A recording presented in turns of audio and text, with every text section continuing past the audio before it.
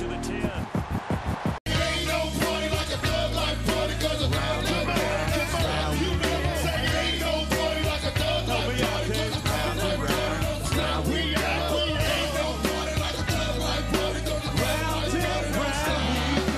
What up, what up? Welcome to I Game Around. Some niggas didn't like that name, but they could eat a dick.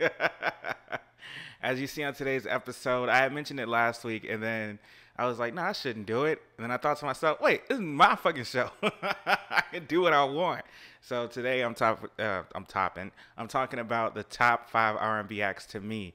Once again, I have to give that PC thing. It's my opinion, what I think. I don't know what anybody else thinks, but these are my top 5 R&B acts. So let's go ahead and start the game. Now, I was going to play Battlefront 2 because I've been playing it off air. Well, is it off air? Yes, off air.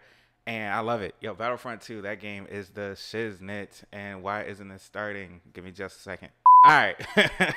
And we are back. So, yeah, basically, I love Battlefront 2. That game's the deal. But this episode is called Toss It Up. And I just felt, I was like, you kind of got to play Madden if you're talking about tossing it up. Even though Toss It Up means something completely different. But moving on. All right, so let's jump straight into it. The number 5, 1, 2, 3, 4, 5 is none other than, and when I say it, I mean the Golden 5 era, but the Golden 5 era Temptations, they are number 5 for various reasons, but the main one is they solidified what it was like to be I don't think they were grown men. I think they were around, I think Otis was born in the 40s and they started popping in the 60s. Yeah. So they were around like 20s, area. So it wasn't like they were like grown ass men, but they were the epitome of what every R&B group act in that day wanted to be. I mean, they had hits and hits. Obviously, the biggest one that everybody knows is My Girl. But for me, it started with their very first one, which is, I was about to say I Want to Love I Can See. Let Us On too, but that's not the one I'm talking about. The one I'm talking about is The Way You Do the Things You Do. Man, that was game, boy. That was game. If anybody wanted to rap to it, well, I'm pretty sure they didn't call it rapping back then, but if anybody wanted to talk to a girl, all you got to do is repeat those lyrics before she hear them. You got to smile so bright. You could have been a candle. I'm holding you so tight. You could have been a handle. Oh, the way you sweep me off my feet, you could have been a broom. If that's not game, boy, then I quit. That is game for the ladies. That's how you sweet talk a woman. You compare her to things. But basically, yeah, I mean, they had hits like Since I Lost My Baby. I think like any R&B and I think spoiler alert, I think the greatest R&B generation came in the 90s. The same with the rap generation. I think that was the greatest R&B, but they started it. Since I Lost My Baby. Have you ever heard that song, Since I Lost My Baby? Oh, man. Dang, I can't remember the lyrics. Well, I can remember the chorus, Since I lost my baby, since I lost my baby. Oh, man. That song was it was amazing because it really made you feel. And you got to remember, I'm 40 years removed from them. They were popping before, I think my mom was like 5 when they were popping. So, it was just their music. I call it, I guess it's called emotional music because it was soul. There we go. That's a better word. Thank you. Soul music. That was the definition of soul because it made you feel something. Like their other hits, I Could Never, I can't even talk. I Could Never Love Another. Oh, nigga paused for a second. I was like, wait, did he? Nah, all right, cool. This is a really good game, too. Shout out to Chick-fil-A. I appreciate you, boy. You're a fan of the show.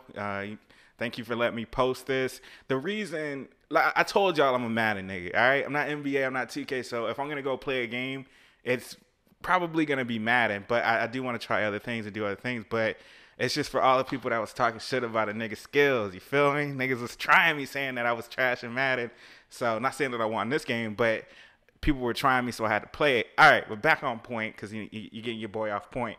But I could never love another. That song was about us breaking up, and I will never be able to find nobody like you. I will never be able to love another after loving you. And then when they did the, hey, that's how you do it, boy, let's go. Let's go. We get turnovers on their first possession. That's what we do in these streets.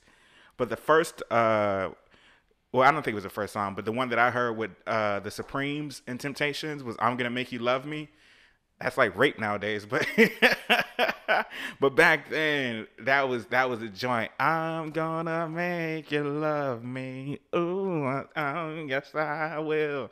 That was yeah. Nobody would ever come out with a song in these troubling days, especially with all the allegations coming out. But back in those days, it was the shit. I love that song. And speaking of the Supremes, part of the reason, and this is a small part, but part of the reason that the Temptations broke up, well, excuse me, they didn't break up when they fired David Ruffin, was because the Supremes had changed their name to Diana Ross and the Supremes, and David Ruffin felt like, hey, y'all niggas need to change y'all names to David Ruffin. Excuse me. Wow. Oh, I remember that part. I got the safety because my button wasn't working, and I was pissed. I don't know what the fuck, man. I was mad, but excuse me. But yeah, basically, David Ruffin wanted it to be David Ruffin and the Temptations. He didn't want to travel with them. He wanted to travel on his own luxurious thing. He wanted to be, that nigga. He wanted to be his own man, and they said like it was partly because of how he was raised, and then he started doing cocaine really bad and stuff like that. And that's why we take the ball right back, because we don't care. We do not care about your victory, or not victory. We don't care how many points you get. We are turnover champs in this building. Let's go. Sorry, I get hype when I watch this game. Yeah, but anyway, so yeah, they said that he was on cocaine a lot, and he was just acting real erratic, and then he had that turbulent relationship with Tammy Terrell at the time, and they said that he was hitting her, and all that stuff. So they fired him. Obviously, he kind of had a success on his own with My Whole World Ended, and there was another song that he had as well. Statue of a Fool was one. But then yeah, he had a couple hits, and then obviously the rest of the story. If you don't watch the Temptations miniseries, I think that's one of the greatest biopics of all time. I definitely rank it higher than Straight Outta Compton. That is a biopic for you, sir and madam. All right, so moving on to number 4. Now, number 4, before I get into it, like I told you, my top R&B generation is the 90s generation. And I kind of don't mean 90s. I kind of mean like 87 to 93. Now, if you know about any kind of R&B between 87 and 93, it was a genre called New Jack Swing. What New Jack Swing was the whole amped up party music, but then it also had the love ballads on the B side. So one of the spearheaders and inventors of that was Teddy Riley. Teddy Riley met up with Keith Sweat. Don't need to go into the whole history, but he met up with him. They put out Keith Sweat's first album with, Something Just Ain't Right. I think I Want Her was on that first album. And there was another song on that album too that was really big for him. But yeah, basically that music was the infused with the MPC. I don't know, some shit that I can't pronounce and I really don't know too much about. But that was that genre. That was that party music with the sweet R&B lyrics to match, and then we would hit you in the head with boom, boom, boom. You may be young, but you're ready. You say that now, you're going to jail, Keith. But back in those days, that was a jam. Right in a Wrong Way, Make It Last Forever, Don't Stop Your Love, which is I think was the song I was thinking about. He had hits. He was definitely an innovator in the New Jack Swing era. But this is about R&B acts, which I guess he's considered an act as he is, but I was mostly leaning in towards groups until we get to number 1. Then it's a solo person. But moving back on, so basically New Jack Swing was also dubbed as begging music. Keith Sweat was the king of he was the king of pretty much begging, girl love me, make it last forever. Like he was just, I mean, it's a joke now, but that was basically when you wanted to love a girl down. You wanted to be with her and be her all forever. And what are you doing? Oh yeah, I was like, wait, why am I? Yeah, I must have accidentally picked the wrong play, because I was like, I'm not kicking it a field goal on a 1. That's just retarded. So anyway, all right, so continuing on, I think this is number 4. I think this is the most slept on group of all time, sir and madam. This is the most slept on group of all time. After Seven is the most slept on group of all time. For those who don't know, it is Kevin Edmonds, Melvin Edmonds, who are brothers of Babyface, which I forgot Babyface's real name, but I know it ends in Edmonds, and Keith Mitchell. And that group is the pinnacle of R&B. Like if they stopped getting so fucking slept on, everybody would know about After Seven. After Seven came out with Babyface, and the funny thing was they didn't come out with him. Excuse me. Babyface was the reason that the group was formed. They got a deal with Virgin Records because of Babyface. They didn't have to put a demo together. They didn't have to, do an audition. They got their deal without anybody even seeing them in person. And the reason Babyface wanted to do it like that is because they were in their 30s, early 30s, late 20s. And I guess in that time, they didn't want no, like if Virgin Records would have saw them, they wouldn't want, technically old niggas, doing a group because they were more mature than, the acts like, I almost said my number three, but they just weren't they weren't in the same age range as the people that were currently coming out, which was, like 18 to, 22-year-olds were the ones that are in groups and performing and things like that. But they came out with a song called, and I think this is the side nigga anthem. This is the friend zone anthem. If you've ever been in a friend zone, if you have ever felt like you were the side nigga, you need to listen to this song and break down the lyrics. It's a song called Can He Love You Like This? That's already self-explanatory. Can he love you like this? You can't get any more explanatory than that. It was a song about, I know your man's dirty, you know your man's dirty, so you need to just fuck with your boy. You need to be with me, baby. I need you. I love you. I could treat you better. You give them all your loving, but you know that don't mean a thing. You know what I'm saying? Like that was, oh man. And then they had other hits like, I know everybody remembers this. Five Heartbeats. Five Heartbeats. If you consider that a biopic, that's up there too. Even though it's a fictional biopic, it was still a very good movie. But they had a song in that movie called Nights Like This. Nights like this, I wish that raindrops would fall. I'm going to be singing a lot this episode. But they had, that was After Seven. After Seven did that song, and then, obviously Five Heartbeats did it. But it was actually originally sung by After Seven, just like Hard as a House. I think the main title from Five Heartbeats, Is There a Heart? Is there a heart in a house tonight? That was my jam. That was sung by the OJs. But anyway, all right, so moving on. So coming in at number 3, Ronnie, Bobby, Ricky, Mike, Ralph, Johnny, talking about New Edition. New Edition is number 3, boy. And lady, and girl. They were, they were the ultimate group. Obviously, I'm not going to spend too much time on them because they just came out with their biopic earlier this year. And I think if you really want to learn their information, you should watch the biopic on BET. But they had it all. They came out with Candy Girl. Oh, snap. Oh, okay. Got the fumble, baby. Let's go. And we ain't going to return it. All right, cool. But we got the fumble. Man, we are the turnover champs, boy. We force it. We get it.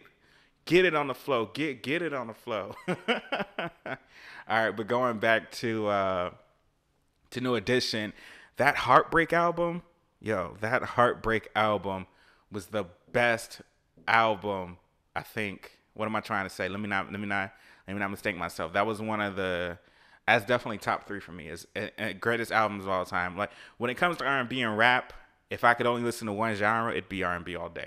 But I would put that as top tier in any album that I've ever listened to, whether it's Tupac's Me Against the World, whether it's, Rick Ross, Port of Miami, or let me see, Drake, Take Care, or even Drake, So Far Gone.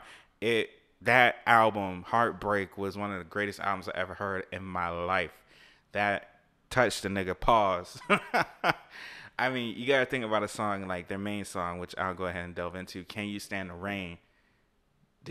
Once again, self-explanatory. Can you stand the rain? If times get tough, it's a tough gets going? Are you gonna be there with me? Are you gonna bail out? You know, nowadays it's I'm bailing out, nigga. There's plenty of fish in the sea. There's OK Cupid. There's meet niggas at a club. So fuck you, nigga. I'm gonna go somewhere else where it's not raining. I'm gonna go. It never rains in Southern California, so that's where you'll find your girl. But I just feel like that's, you know, that song really spoke to. Oh snap! Touchdown, baby, let's go. That's how you do it, man. Tyrod out here making it happen, and I can't believe they're sending him this week. That's foul. Anyway, but anyway, so yeah, I just thought that Can You Stand the Rain was definitely one of the greatest love songs of all time because it really made you feel like, damn, like if time gets tough, if, you know, I can't pay my rent, you know, none of this was in the song, but, you know, if I can't pay my rent, if, you know, I get hurt, are you going to be there? If I'm sick, are you going to help me? You know, so love unconditional. I'm not asking just of you. You feel me? And girl, to make it last, I do whatever needs to be done because I need somebody who will stand by me. There's gonna be a lot of singing this episode. All right, so moving on to my number 2, and I know I'm moving kind of fast. So, and the reason I'm moving kind of fast is because number 2 and number 1 is the ones I'm gonna talk about the most. But number 2 is, oh man, we should have had that, baby. We should have had that, but it's okay. It's okay. It's okay. We'll get it back. Number 2, this group. When I say greatest R&B group of all time, I'm going through from 1960 from Motown to 2017, which there's no real big R&B group out right now, but I'm going through LSG, I'm going through TGT, I'm going through Troop, I'm going through fuck it, if you want to call Bruno Mars and the Hooligans a group, I'm going through them. I'm going through the Temptations, like I just said. I'm going through New Edition after 7. I'm going through every R&B group I could possibly think of, Boyz II Men included, which means it's not Boyz II Men. This group solidified what it was like to, okay, good, I write it down. This group solidified what it was like to be an R&B person, but still keep that street edge. Like you just with your homeboy singing on a corner, you know, because that's what you wanted to do. This group is none other than Jodeci. Now help me sing it. Jodeci, boy. Jodeci is the number 1 group of all time. My favorite song by them of all time, which with what is my okay.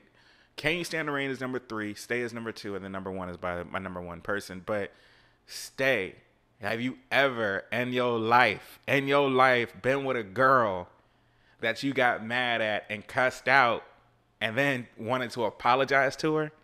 That's Stay. That's Stay all day. The song, he talks about it at the beginning of the song. He says, don't talk, just listen. First of all, I gotta be honest with you, baby. I lied because I lied when I said I never wanted to see you again. What does that mean? That means I was arguing. I was saying stuff I didn't mean, baby. So I just need you to come back home because tonight, let's start our love again. Tonight, we could be more than just friends. Don't you know? If that's not begging music, I don't know what it is.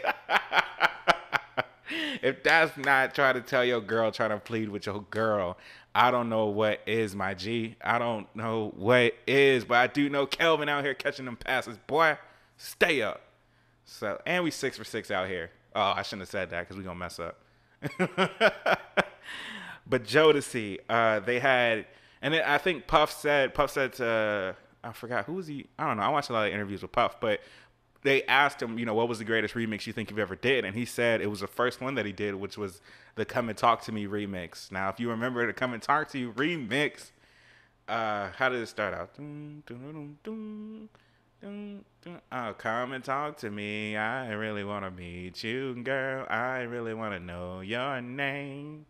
Man, if that's not a classic, I don't know what is. And you have Mr. Dalvin out there rapping. Well, I can sit back and call you my honey bun. It was funny. I mean, it was a good rap. Excuse me. It was a good rap, and that was actually the wrong song because I think I was thinking of "Still Waiting." Yeah. No, wait. Is that "Come and Talk to Me"? No, it is "Come and Talk to Me" because "Still Waiting" was. Oh yeah, "Still Waiting" was "You Got Me Waiting," so baby don't be tripping. Come out them clothes and let's go skinny dipping and let me roll ya and lick it like a spliff. You want a melody? Can see once you hit a ref.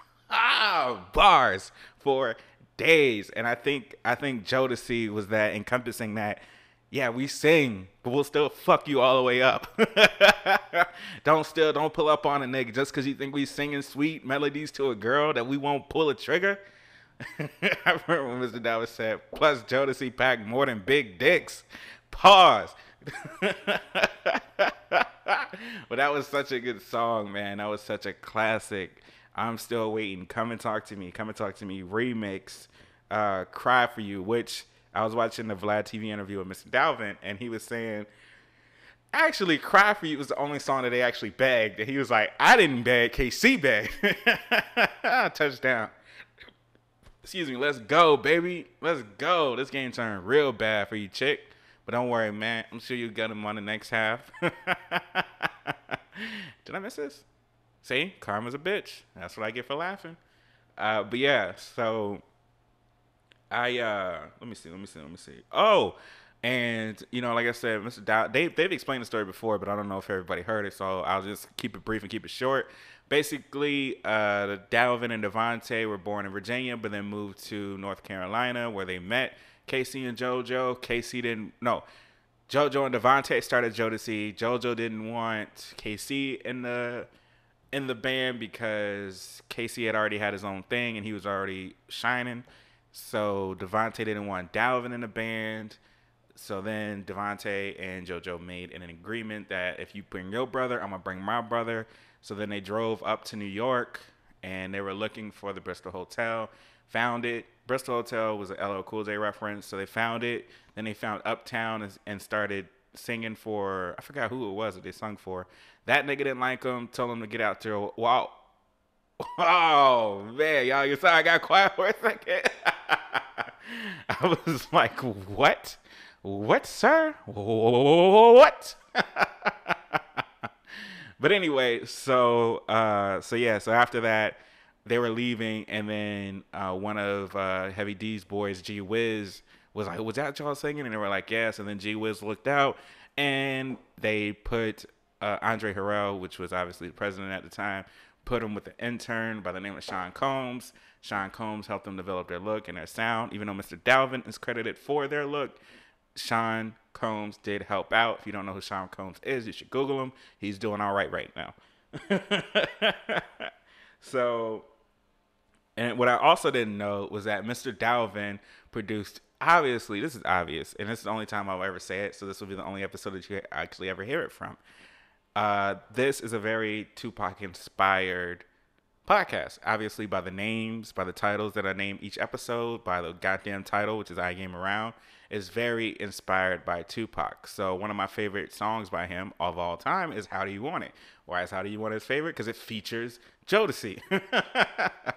But basically, as the story goes, is that Tupac brought the song to Dalvin and wanted Jodeci on it, or I think he wanted Casey and JoJo on it. And Tupac at the time, he was singing the hook for How Do You Want It? It's actually on YouTube. I heard it.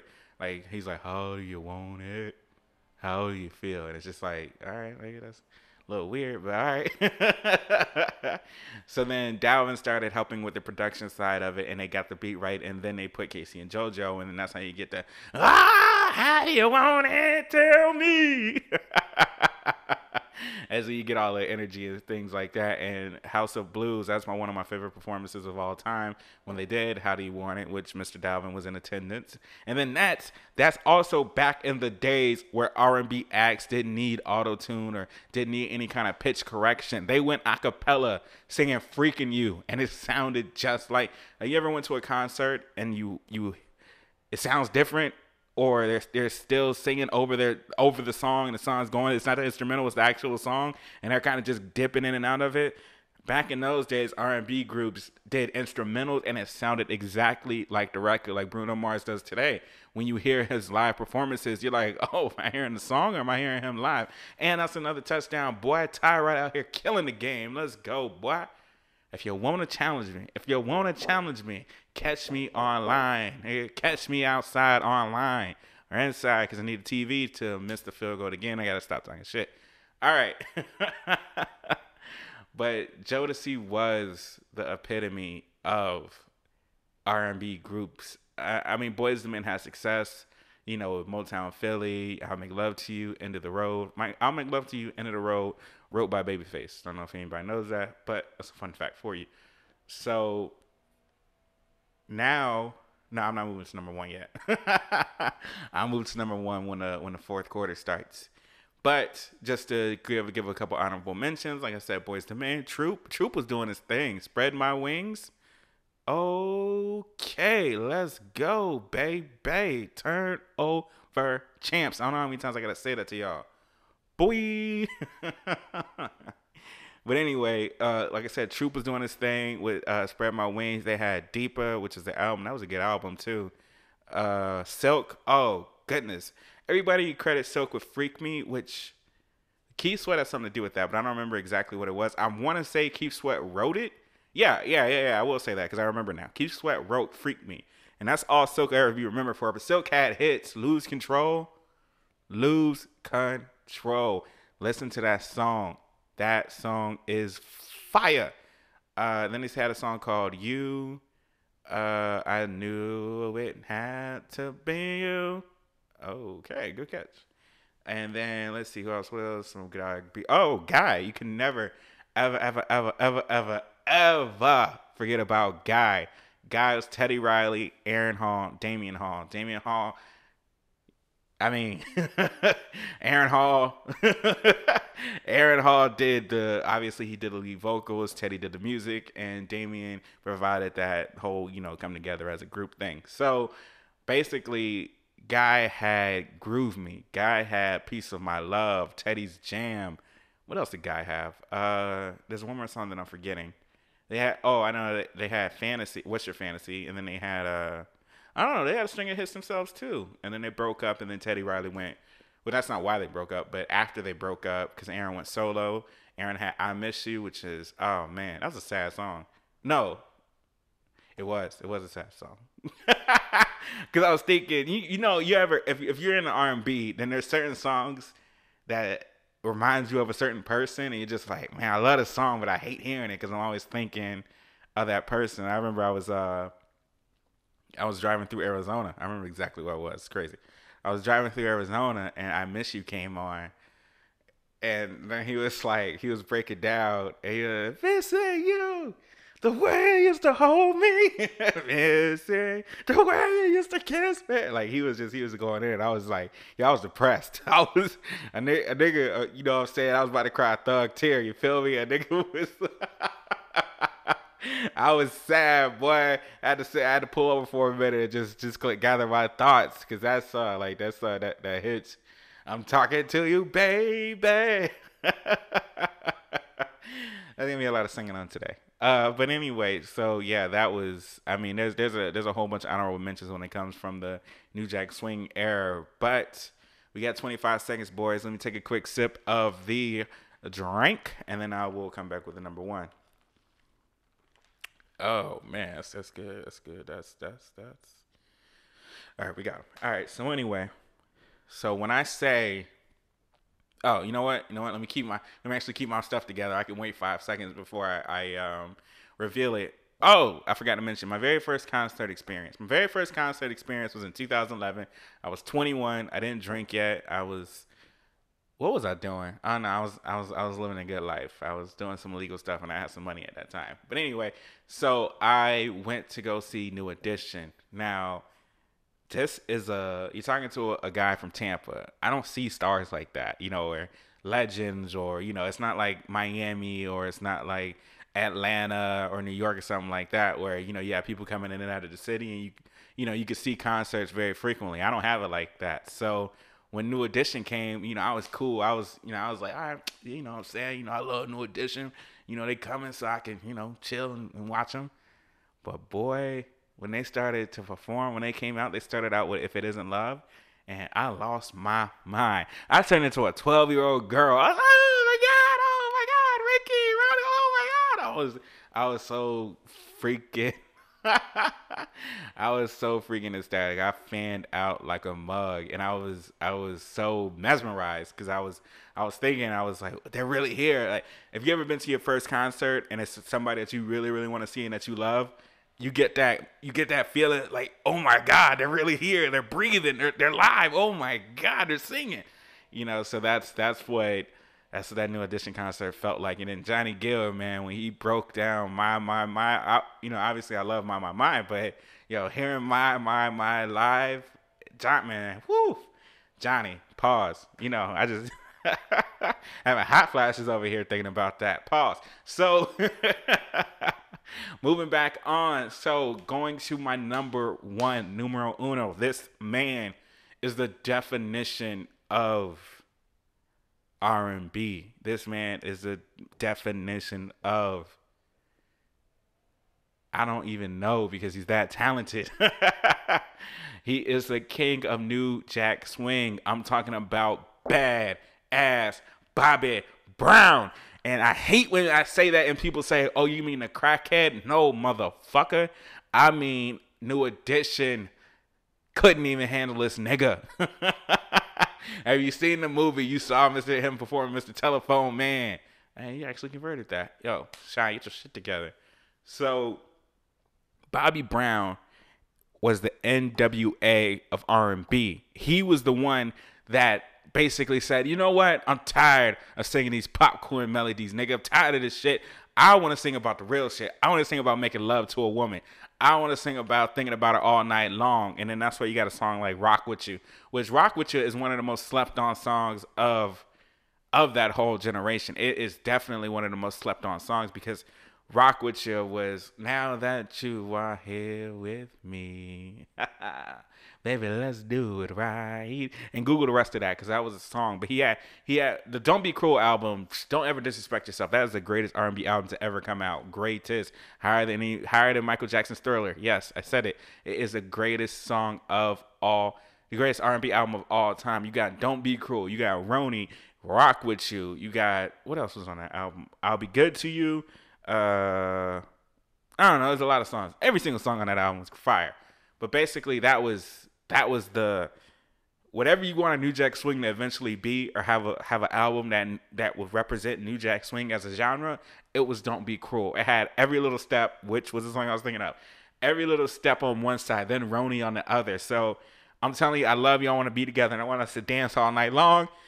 Then I'm gonna come back and hit you in the head and tell you that you're the greatest woman ever.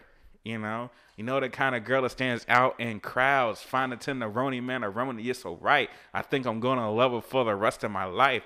And I was waiting until the end of the goddamn episode to swear, oh shit. We got ourselves a ball game. Damn, I didn't see that coming. But basically, yeah, he is the epitome of what R&B was. And then when he got it with Whitney and they came out with that hit, Something in Common. We have something in common. I don't care what you say. That song was straight fire too. But obviously, everybody knows Cocaine Bobby. They call him a cocaine cowboy. And, obviously he got hooked on the stuff. And, he quit like a little bitch. And I'm talking about the game, not about Bobby. Yeah, he actually quit the game, which I called him flawed for that. But...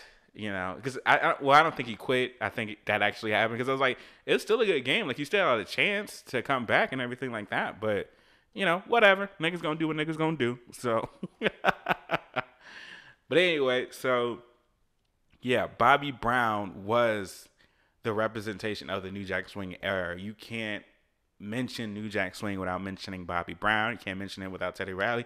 Teddy Riley originally wanted My Prerogative to go on the Guys album. But because it wasn't a digital age where, oh, I want this on there. All right, just add it. No, they had to mix it in and master it and everything like that. And, they would have had to redo everything just to put one song on there. And plus, I'm pretty sure he thought the song was going to be big, but he didn't think it was going to be that big. So My Prerogative went to Bobby Brown, and the rest is history. But Bobby Brown had to be one of the original people that rapped and sung on the track. Every Little Step had a rap break. Don't Be Cruel had a rap break. My Prerogative, he was talking trash on the on the song. We out here, Teddy. Oh man, but to bring it all back, I had to do this. I had to do an episode where I shouted out my favorite R&B groups because yo, some of y'all niggas need to start Googling, how to actually talk to a woman. Some of y'all need to actually start Googling that. There was a time where women wasn't disrespected. They weren't called bitches and hoes and, I ain't got no manners for a slut. I'm going to put my thumb in her butt. There was a time where women was treated with the utmost of respect, and basically all we want to do is just love them. I remember that song, and I'm trying to think of it. The Keith Sweat song on New Jack City, and he was, oh, there you go telling me no. Damn, Keith Sweat, boy, you could not come out here. You could not come out these days, boy. They would eat you alive. And obviously, the honorable mention to, nope, I'm not even going to do it. I'm pretty sure y'all probably know what I'm talking about, but because of his